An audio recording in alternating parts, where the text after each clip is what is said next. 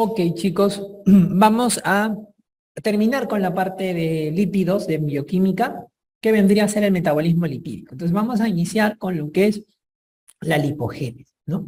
Habíamos dicho que lipogénesis era la síntesis, ¿no? Síntesis de los ácidos grasos, síntesis de ácidos grasos, y eso se iba a dar a partir de la acetilcoenzima A.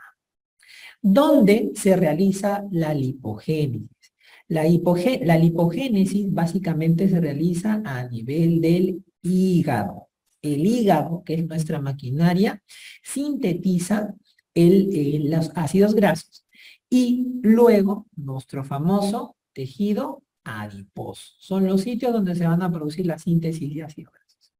¿En qué lugar de las células de los hepatocitos, de los adipocitos se produce? Se produce en el citoplasma de las células.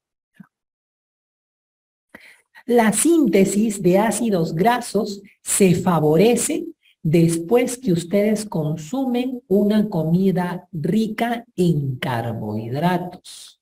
Sí, una comida rica en carbohidratos.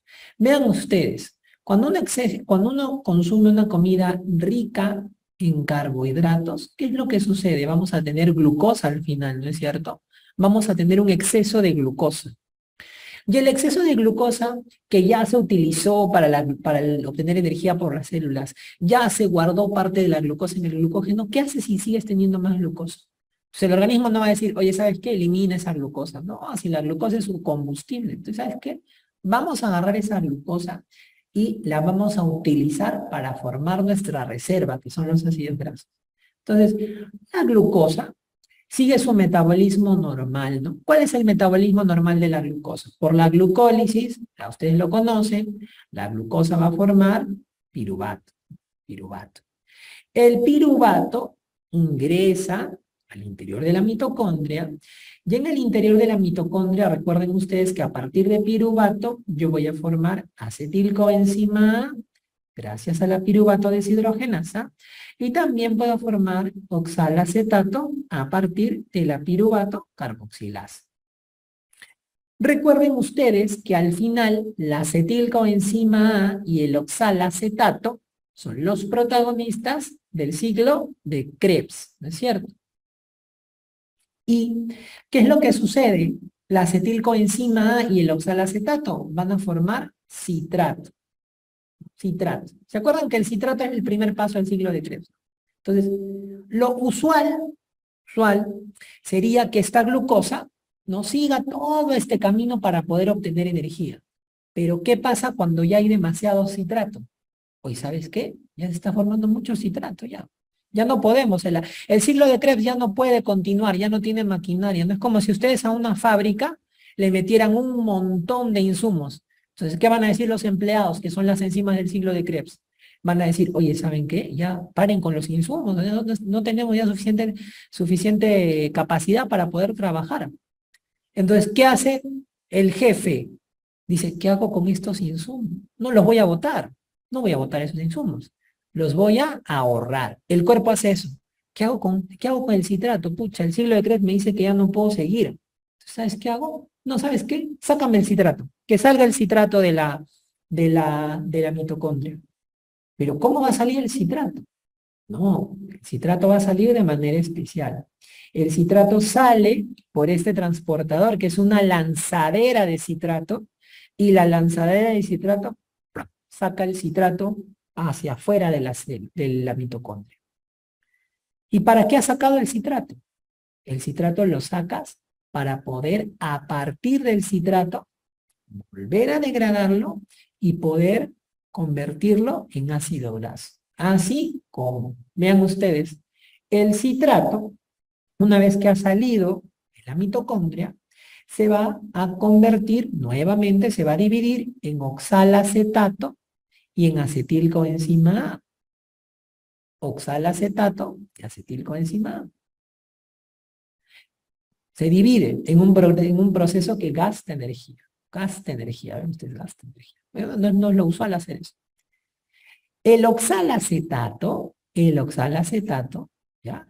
va a volver a convertirse nuevamente en piruvato. El oxalacetato se transforma primero en malato y luego el malato se convierte en piruvato. Y voy a guardar mi piruvato, lo voy a utilizar mi piruvato nuevamente cuando sea necesario. ¿Y qué pasa con la acetilcoenzima A? Vean ustedes, la acetilcoenzima A yo la voy a utilizar para sintetizar mi ácido graso. Así como la acetilcoenzima A, por acción de la acetilcoenzima A carboxilasa, forma un primer intermediario que se conoce como la malonilcoenzima A. Y a partir de la malonilcoenzima A se forma el ácido graso gracias al complejo ácido graso sintasa. Gracias al complejo del ácido graso sintasa. Entonces, de esta manera se produce. Y vean ustedes, que para la acción o la síntesis de los ácidos grasos, se requiere la acción de un conocido también que hemos visto en el metabolismo de los carbohidratos. Vean este que está aquí con verdecito. El NAD-fosfato reducido. El NAD-fosfato reducido, ¿de dónde viene? ¿Se acuerdan ustedes? ¿Se acuerdan? De la vía de las pentosas. ¿No? La vía de las pentosas, ¿te acuerdas que la vía de la pentosa es aquella que permite que una hexosa, como la glucosa, forme una pentosa? ¿No? Como la ribosa. ¿Te acuerdas que en esa vía había formación de NAD-fosfatado reducido? Ese NAD-fosfato reducido también va a ser importante para la formación de este ácido graso. Entonces es por eso que ustedes cuando dicen, ¿no? Muchas personas dicen, no, yo tengo mucho, ¿no? Tengo mucho tejido adiposo, tengo mucha grasita, tengo mucho triglicérido almacenado en mi barriguita, pero yo no sé por qué, doctor, porque yo no como grasas, ¿no? No como grasas. Pero ¿quién te ha dicho que solamente el comer grasas va a generar que sintetices ácidos grasos? La fuente de la síntesis de los ácidos grasos es el exceso de carbohidratos. Entonces, cuando tú consumes mucho carbohidrato, consumes azúcares, consumes harinas en exceso, todo eso se transforma el exceso en grasa en el cuerpo. Entonces, eso hay que explicarle al paciente, porque el paciente a veces me dice, yo no sé por qué tengo los triglicéridos altos. Los triglicéridos se forman a partir del ácido graso, ¿no? Yo no sé por qué tengo los triglicéridos altos. Yo no como grasa, doctor. Como grasa. Pero te vas a su casa y están comiéndose su buen plato de sopa con papa, fideo y su segundo, un cerro de arroz con sus 2 yucas. Está comiendo un montón de carbohidratos. Su desayuno, su quaker con 3 panes con chicharrón. Entonces, está comiendo un montón de harina, por eso está con los triglicéridos altos. Esa es la explicación bioquímica, ¿no? A ver, habíamos dicho aquí que el primer paso va a ser la conversión de la acetilcoenzima A en malonilcoenzima A, ¿no? ¿Cómo se hace este proceso? Este proceso, la acetilcoenzima A carboxilasa, lo que va a hacer es, va a añadirle un carbono a la acetilcoenzima A. Le va a añadir un carbono. La acetilcoenzima A es un compuesto, como hemos visto, que tiene 2 carbonos. Al añadirle un carbono más, la malonilcoenzima A es un compuesto que tiene 3 carbonos. Esta enzima, la acetilcoenzima A carboxilasa, va a ser una enzima que va a tener una regulación alostérica. ¿Sí? ¿Cuál es la regulación alostérica, chicos? La regulación alostérica de esta enzima va a ser estimulada, o sea, va a permitir su acción de manera positiva el citrato. Claro, porque el exceso de citrato va a permitir que se formen ácidos grasos. Y de manera negativa, el exceso de ácidos grasos.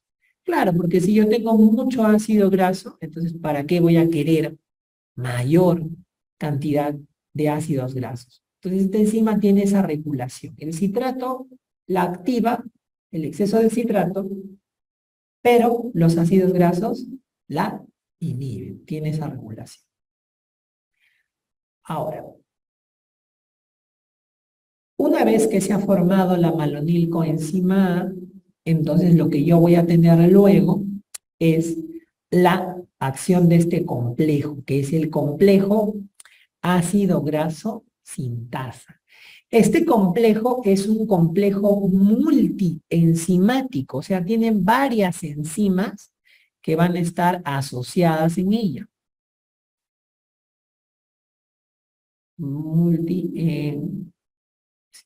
Multienzimático. Y vamos a tener básicamente o característicamente 4 tipos de reacciones que vamos a tener. Vamos a tener, como ustedes ven aquí, una reacción de condensación, una reacción de reducción, una reacción de deshidratación y una segunda reacción de reducción. En cada una de ellas actúa una enzima diferente. No es necesario realmente que se aprendan cada una de estas enzimas, pero sí vamos a ver cómo funciona un poquito este complejo de ácido graso sintasa. Entonces, yo lo que voy a tener aquí, entonces, es que este complejo va a tener o va a estar junto a una proteína especial, que es esta que ustedes ven aquí, que es la ACP, que está aquí en el ácido graso sintasa. Esta proteína es la proteína acarreadora de acilos. Así se llama, vean ustedes acá. Proteína acarreadora de acilos. El complejo ácido graso sintasa tiene ahí, funciona, está junto a esta ACP, proteína acarreadora de acilos. Entonces, ¿qué es lo que vamos a tener aquí? Vamos a tener en la primera reacción, que es la reacción de condensación, yo voy a tener que esta proteína cargadora de acilos va a estar unida a una malonilcoenzima A. Ven ustedes acá, un carbono, 2 carbonos, 3 carbonos, enzima A, malonilcoenzima A, que tiene 3 carbonos. Y voy a agarrar de otro lado y voy a traer una acetilcoenzima A. Vean ustedes, un carbono, 2 carbonos, coenzima A, acetilcoenzima A. Malonilcoenzima A, acetilcoenzima A. ¿Qué voy a hacer en esta primera reacción de condensación? Vean ustedes que lo primero que pasa aquí es que ambos van a unirse a este complejo ácido graso sintasa, perdiendo la coenzima A, ¿no? Ven ustedes aquí en la primera reacción, pierden la coenzima A los dos, pierden su coenzima A y se unen a este complejo. Están los dos unidos ahí al complejo. Lo primero que voy a hacer es, voy a juntarlos. Por eso la primera reacción es la reacción de condensación. Condensación. ¿Qué pasa en esta reacción de condensación? Se pierde un carbono, los junto a los dos, y pierdo un carbono en forma de CO2. Entonces, si yo tengo que la acetilcoenzima A daba 2 carbonos, la malonilcoenzima A daba 3 carbonos, si yo los junto, van a ser 5 carbonos. Pero como pierde un carbono en forma de CO2, se forma un intermediario que tiene 4 carbonos. Ven ustedes aquí, 4 carbonos. 1, 2, 3, 4. 4. El segundo proceso es el proceso de reducción. En este proceso de reducción, aquí vean ustedes, participa el NAD-fosfato reducido. Importantísimo, este NAD-fosfato reducido que viene de la vía de las pentosas. Ahí actúa en este proceso de reducción. Y lo que hace en este proceso de reducción básicamente es esta molécula ganar un hidrógeno. Gana un hidrógeno que se lo quita al fosfato reducido. El siguiente proceso, la tercera reacción, deshidratación. Como su nombre lo dice, la deshidratación pierde agua, pierde una molécula de agua, este compuesto intermediario. Y en la última reacción, vuelve a producirse un proceso de reducción con acción del anat-fosfato reducido, de tal manera que el compuesto gana un hidrógeno. Y se produce, vean ustedes aquí, un ácido graso que tiene 4 carbonos. ¿Cómo se llama al ácido graso que tiene 4 carbonos? Un ácido butírico. Por eso ven aquí en la lámina butiril, ¿no? Butiril o ácido butírico, que todavía sigue unido a la proteína acarreadora de ácidos. Si yo quisiera formar solamente un ácido graso de 4 carbonos, se rompe aquí, se descinde y ya tienes tu ácido butírico. No, doctor, yo quiero formar el palmítico, que tiene 16 carbonos. Entonces vuelve a entrar nuevamente al ruedo. Agarro este compuesto y ingresa nuevamente una malonilcoenzima A para seguir formando los carbonos, ¿no? Entonces sigo haciendo todo lo mismo, sigue todo el mismo proceso, ¿no? Entonces yo, mientras más carbonos quiero que tenga mi ácido graso, vuelve a ingresar al proceso y a juntarse con la malonilcoenzima A y se repite todo el proceso. Por eso es que los ácidos grasos que nosotros tenemos en nuestro organismo tienen cadenas pares de carbono, ¿no? Porque si este ingresa nuevamente a todo el ciclo, va a terminar siendo un ácido graso de 6 carbonos. Si continúa, va a tener 8, va a tener luego 10, va a tener 12. ¿Por qué? Porque la condensación se produce precisamente o permite que se vayan añadiendo 2 carbonos. Se añaden 2 carbonos de 2 en 2. Por eso los ácidos grasos que tenemos tienen ácidos grasos de cadena par, tienen carbonos pares, porque así se produce la síntesis de los ácidos grasos.